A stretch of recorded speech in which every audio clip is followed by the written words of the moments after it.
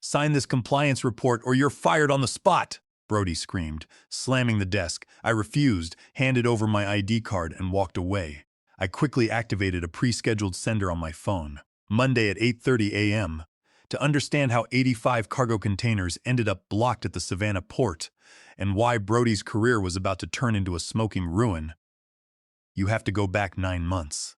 I spent 8 years building the regulatory infrastructure for Vanguard Logistics Group. People think international shipping is just massive ships and steel boxes, but the real movement happens in the digital ledger.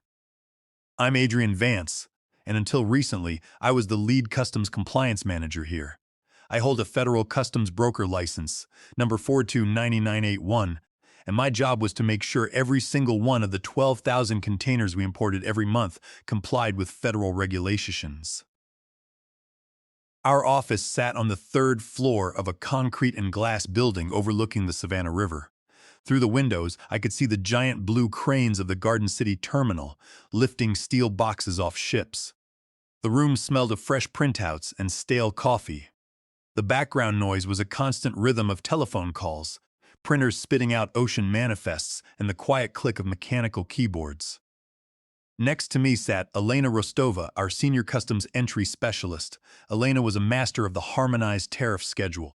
Give her an invoice for microcomponents, and she could tell you the exact 10-digit HTS code, the duty rate, and the anti-dumping regulations associated with it before you could open a web browser. Together, we managed the gatekeeper of Vanguard's operations, the Automated Commercial Environment, or the ACE portal. The federal government uses this portal to track and tax every piece of cargo entering the United States. To submit a CBP Form 7501, the official entry summary that declares what is in a container and how much duty we owe, you need a certified customs broker's signature. I had my digital signature tied to a hardware security token, a physical USB key that never left my desk. Without that token and my personal credentials, Vanguard systems could not submit a single import declaration. If we didn't submit, the cargo sat on the docks, incurring storage fees of $500 per container per day. My automated pipeline pulled factory invoices, matched them with bills of lading, and queued them for my signature, keeping our error rate under 0.1% for nearly a decade. 6 months ago, the board brought in Thomas Brody as the new vice president of supply chain operations. Brody was a corporate ladder climber obsessed with metrics, spreadsheets, and cost-cutting. His first week, he called me in, pointing at the duty payments on our quarterly report. He asked why we were paying millions of dollars in tariffs when our competitors seemed to import similar goods for a fraction of the cost. I explained that we imported high-end industrial machinery and lithium-ion battery packs, which carried heavy Section 301 tariffs. I told him that misclassifying these items to pay a lower tariff rate was a federal crime, subject to massive penalties under Title 19 of the United States Code. Brody didn't like that answer. He sneered, telling me that compliance was a support function, not a revenue generator.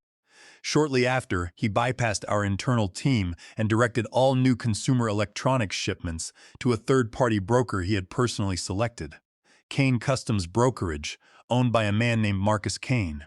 I was told to let Kane handle the filings while my team simply logged the completed entries into our enterprise database. It was an unusual move, considering we had a full in-house team capable of doing the work for free. I began to look closer at the filings. I asked Elena to pull the raw commercial invoices from our manufacturers, comparing them to the official CBP Form 7501 filings submitted by Kane. What I found was a blatant double invoicing scheme. Original factory invoices showed a transaction value of $200,000 for a shipment of smart controllers, but Kane's customs invoice declared only $120,000. They had altered the PDFs to lower unit prices, evading the 25% tariffs.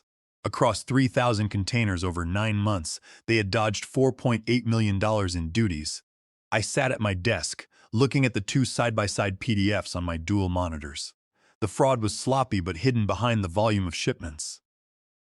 I pulled up the bank transfer records and noticed that Vanguard was still paying the full manufacturer price, but the excess 40% was routed through a series of logistics consulting fees to a shell company registered in Delaware. A quick search of the registry revealed the beneficial owner was Thomas Brody. The VP was stealing from the government and using his position to funnel the saved tariff tax straight into his own pocket. I compiled every piece of evidence. I matched the original factory invoices, the fake customs declarations, the wire transfer logs, and the Delaware registry docs into a single comprehensive spreadsheet. I saved it on my personal secure cloud drive, labeled Vanguard Tariff Audit 2026. I knew this was a nuclear bomb. I looked over at Elena, who was quietly cross-referencing shipping codes, and realized that our quiet days in the Savannah office were about to come to a sudden explosive end. I took a deep breath, grabbed the folder, and walked toward Brody's corner office. I knocked on the glass door of Brody's office.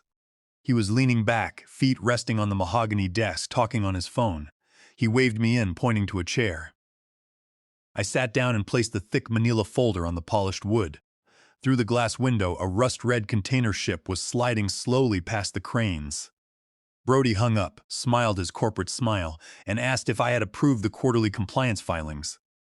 I opened the folder, slid the printouts across the desk, and told him we had a serious problem. I pointed to the side-by-side comparison of the factory commercial invoices and the CBP Form 7501s filed by Kane Customs Brokerage. I explained that under declaring the values of imports by 40% was tariff evasion. I told him the total duty avoided over the last 9 months was $4.8 million. I also showed him the wire transfer records routing the 40% difference to a shell company called B Logistics Consulting LLC in Delaware. Brody's smile vanished. His face went pale, then quickly flushed a dark, angry red. He leaned forward, his eyes narrowing to slits. He didn't deny it. Instead, he told me that in the real world of logistics, everyone cuts corners to keep margins healthy. He said that Vanguard had been overpaying tariffs for years because of my rigid compliance standards. He told me B Logistics was a legitimate consulting partner, helping to optimize our supply chain, and that I was stepping way outside my lane. I looked him straight in the eye and told him that under 19 U.S.C. Section 1592, the penalties for gross negligence and fraud in customs entry were severe, ranging from double the unpaid duties to the entire domestic value of the merchandise. I told him that as the licensed customs broker of record for Vanguard, I was personally liable for the accuracy of these declarations. I told him I would not sign the quarterly compliance certificate unless Kane's filings were corrected. The unpaid duties were paid to the government, and B Logistics was terminated immediately. Brody slammed his hand on the desk. Standing up, he told me I was a low-level bureaucrat who didn't understand how business worked. He said that if I wanted to keep my comfortable job, I would sign the report and forget about B Logistics. I stood up, closed the folder, and told him my license was not for sale. The next afternoon, Friday, my calendar jumped at 3 o'clock. I had an invite for a meeting in the main conference room. When I walked in, Brody was sitting next to Linda Vance, the HR director. Linda was a cold, calculating specialist who had built a reputation for executing rapid mass layoffs without leaving a paper trail. Linda pushed a document across the table. She told me that due to a restructuring of our logistics operations and the decision to outsource our compliance functions to Kane Customs Brokerage, my position as lead customs compliance manager was being eliminated, effective immediately. I looked at the document. It was a standard separation agreement. They were offering me a severance package of 2 weeks' pay. But the fine print was where the real trap lay. To get the money, I had to sign a comprehensive liability waiver releasing Vanguard from all future claims. And tucked into Clause 7 was a statement forfeiting my $25,000 quarterly performance bonus. That bonus was money I had already earned, based on my team keeping our clearance delays below the 5% SLA target.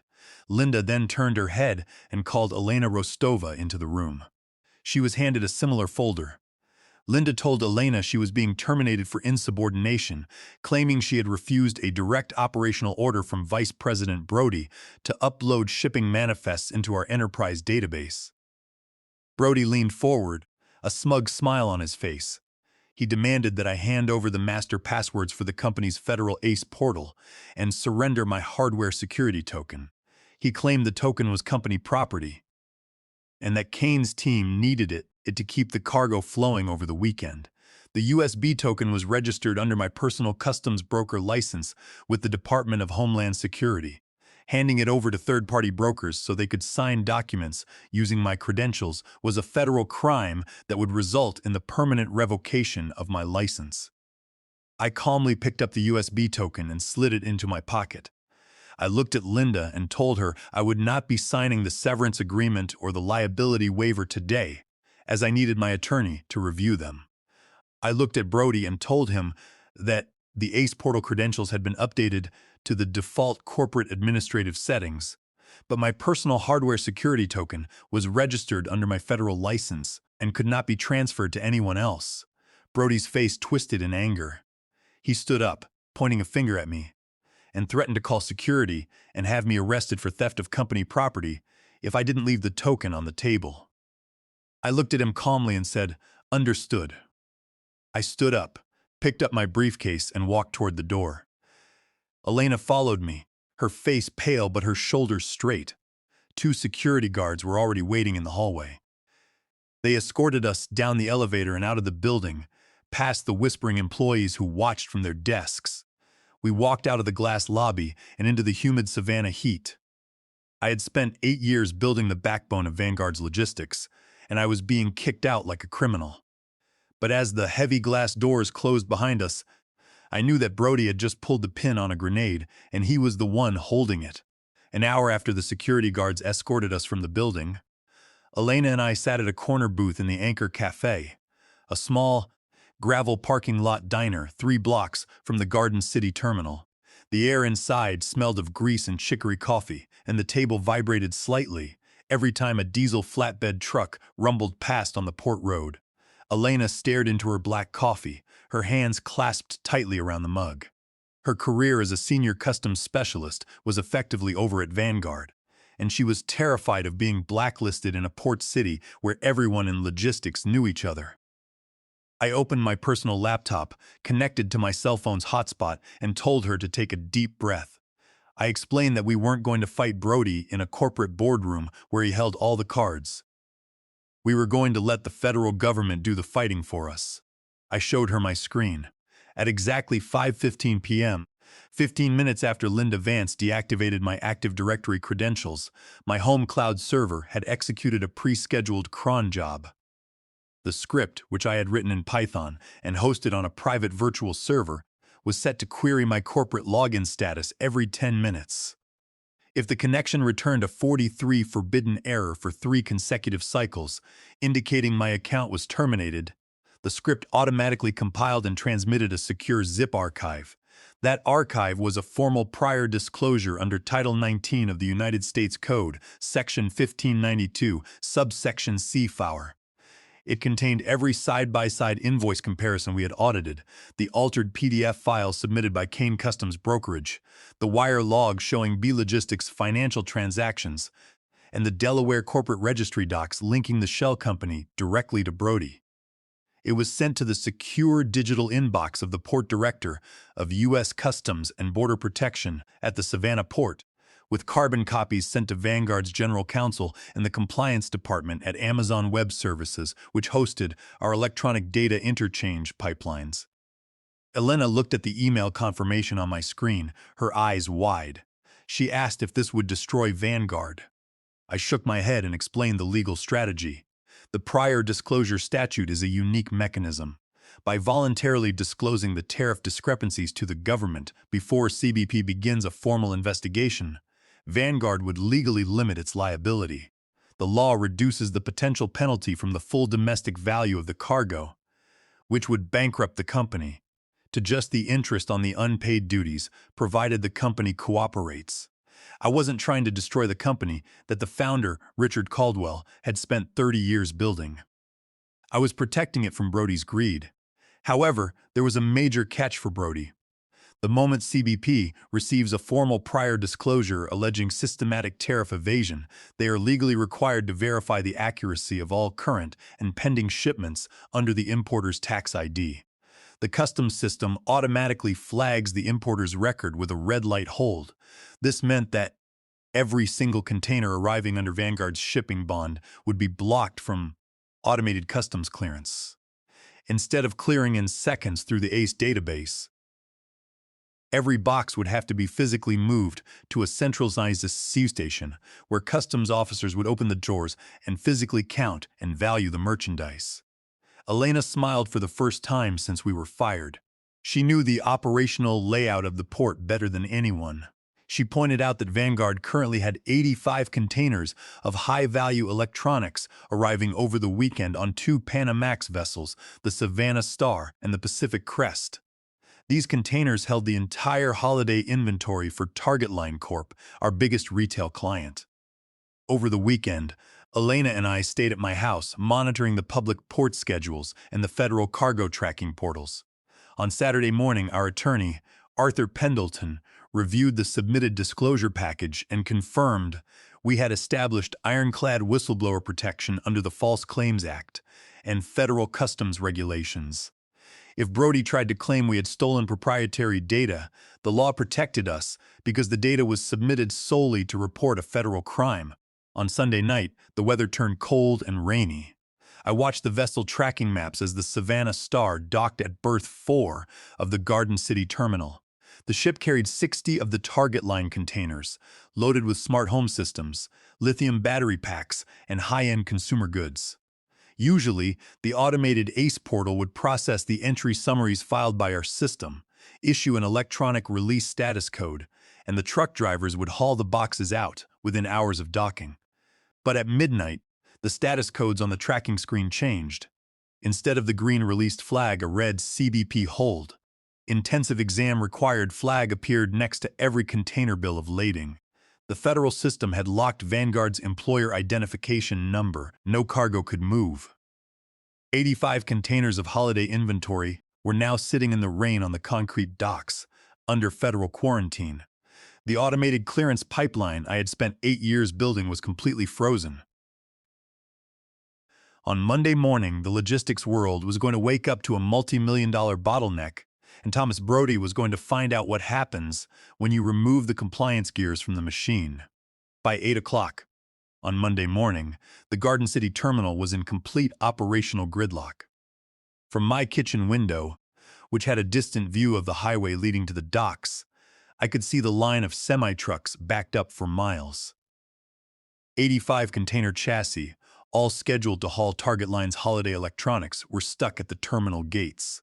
The truck drivers sat in their cabs, windshield wipers slapping against the glass, diesel exhaust rising in gray plumes into the cold morning rain.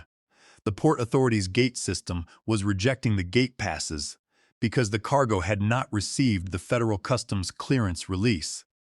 At Vanguard headquarters, the tracking dashboards were lighting up like an emergency room. The customer service lines were completely overwhelmed.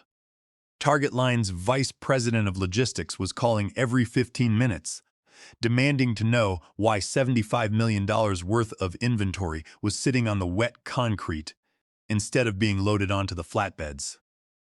Target Line's logistics contract carried a strict service level agreement, a $500,000 penalty for every calendar day of delay, plus full liability for any empty shelf space in the retail stores during the holiday rush. Behind the scenes, Thomas Brody's new brokerage team at Kane Customs Brokerage was in a state of absolute panic. Marcus Kane's employees were attempting to log into the ACE portal using corporate administrative credentials to bypass the hold. But when they tried to submit the entry summaries, the system rejected the filings with a flashing red error code. Invalid broker certificate, signature required. They didn't have my physical hardware security token or my licensed credentials. Without them, they could not verify the transactions or upload the customs bond riders. In their desperation, Kane's team attempted to override the system by uploading a generic unsigned bond rider through a backup EDI node. This was the worst possible move. The federal automated system immediately flagged the transaction as an unauthorized attempt to modify a flagged entry. The system triggered an automatic security warning, elevating the status from a routine value audit to an active fraud investigation, and scheduled every single container for mandatory physical inspection. My phone began to vibrate at exactly 9:15. The screen displayed Brody's direct office number. I took a slow sip of my jasmine tea, opened the audio recording software on my personal laptop, and answered the call. Brody's voice was cracked and shaking, the background noise filled with the sound of shouting staff and ringing phones. He didn't say hello. He screamed that I had hacked their database, destroyed the EDI links, and sabotaged the company's shipping network. He threatened to call the FBI, file a complaint for corporate cyber terrorism, and make sure my customs license was revoked permanently. He claimed I was going to prison, and that the company's legal team would sue me for every penny I owned. I waited until he ran out of breath. I kept my voice flat, professional, and completely calm. I told him that his accusations were ridiculous. I explained that I had not accessed Vanguard's network, servers, or databases since I was escorted out of the building. I pointed out that the lock was a direct consequence of the federal customs quarantine. The system was behaving exactly as designed by federal law when a prior disclosure of systematic tariff fraud is filed. I reminded him that the underdeclared invoices filed by Kane Customs Brokerage and the kickback payments to B Logistics in Delaware were now part of an official federal audit file. I added that my attorney, Arthur Pendleton, had sent a formal cease and desist letter to Vanguard's legal department. On Friday evening, Brody went completely silent. I could hear his heavy, ragged breathing through the speaker. When he spoke again, the screaming was gone, replaced by a desperate, hurried tone. He told me the board was holding him personally responsible for the terminal delay. He offered to immediately approve the $25,000 bonuses for both Elena and me, plus a month of severance if I brought my hardware security token to the terminal right now to sign off on a temporary bond override. I let out a quiet laugh. I told him our performance bonuses were already legally ours, and that we wouldn't be accepting his crumbs. I told him that attempting to override a federal customs quarantine hold using my token when B Logistics fraud was actively being investigated would make me an accomplice to tariff evasion. I told him I had no intention of losing my license or my freedom to save his career. I told him that if the board wanted to get the cargo moving, they would need to contact my attorney and negotiate a formal settlement that included a full buyout of our consulting services and a complete legal release. I gave him Arthur's number and hung up. By noon, the news of the Savannah port backup had hit the trade press. Industry blogs published articles about the massive logistics gridlock at the Garden City terminal, naming Vanguard Logistics as the source of the bottleneck. The company's reputational damage was spreading fast. Shareholders were calling, and the CEO of Target Line Corp had bypassed the logistics department entirely, calling Vanguard's retired founder, Richard Caldwell, at his home to demand immediate action. The corporate pressure was building, and Thomas Brody was sitting in the middle of a collapse of his own making. By Wednesday morning, the Savannah port backup had entered its 48th hour. Vanguard Logistics was bleeding cash, and Target Line Corp had officially served a formal notice of contract breach, threatening a multi-million-dollar lawsuit that would have destroyed Vanguard's market capitalization overnight. Under immense pressure from institutional investors, the retired founder and majority shareholder, Richard Caldwell, came out of retirement to reclaim his seat as chairman of the board. Caldwell did not waste time. He located the cease and desist letter sent by my attorney, Elena's database audit logs, and the evidence of Thomas Brody's Delaware Shell Company. Within hours, the board held an emergency session. Thomas Brody and HR Director Linda Vance were summarily fired for gross negligence. They had exposed the company to federal criminal liabilities and violated labor laws by executing our immediate terminations without the mandatory warning period. Later that morning, federal customs agents from CBP's Office of Professional Responsibility and investigators from the IRS arrived at Vanguard's headquarters. They walked Thomas Brody out of the building in handcuffs, arresting him for tariff fraud, wire fraud, and conspiracy. Marcus Kane's brokerage license was suspended and his offices were raided. At noon, my phone rang again.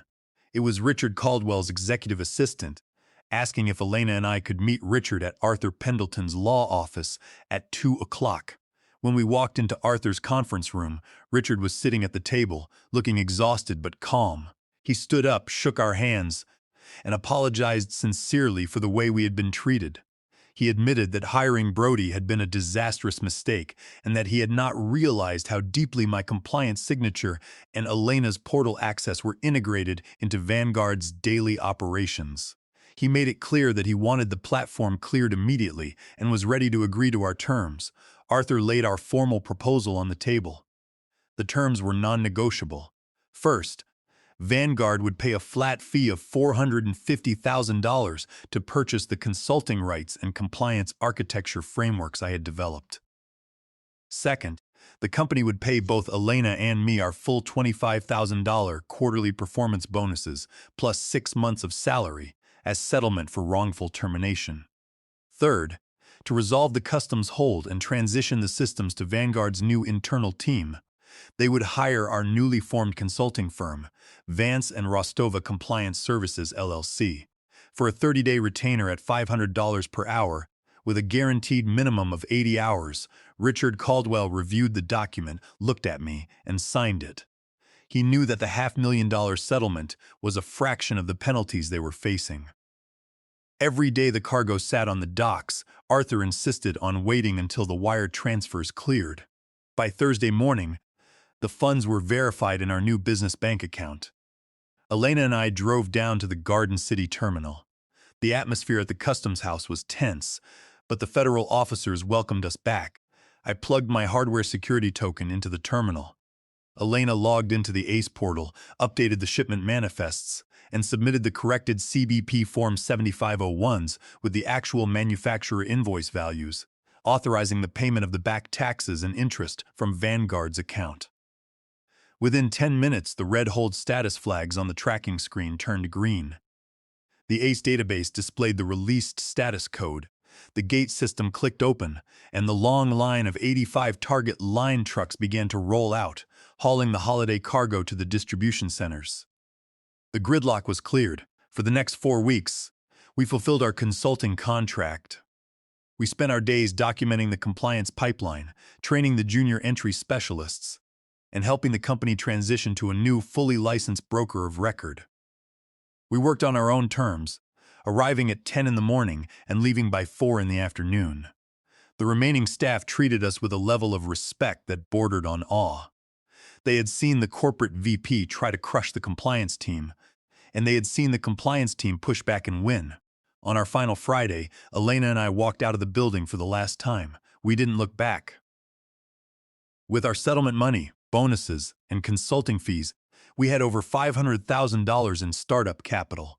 We rented a loft office in the historic design district, purchased high-end development workstations, and hung a brass sign on the door, Vance and Rostova Compliance Services, LLC.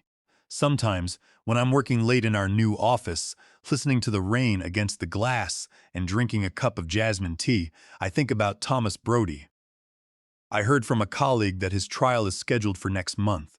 His career in logistics is finished, and he is facing substantial federal prison time.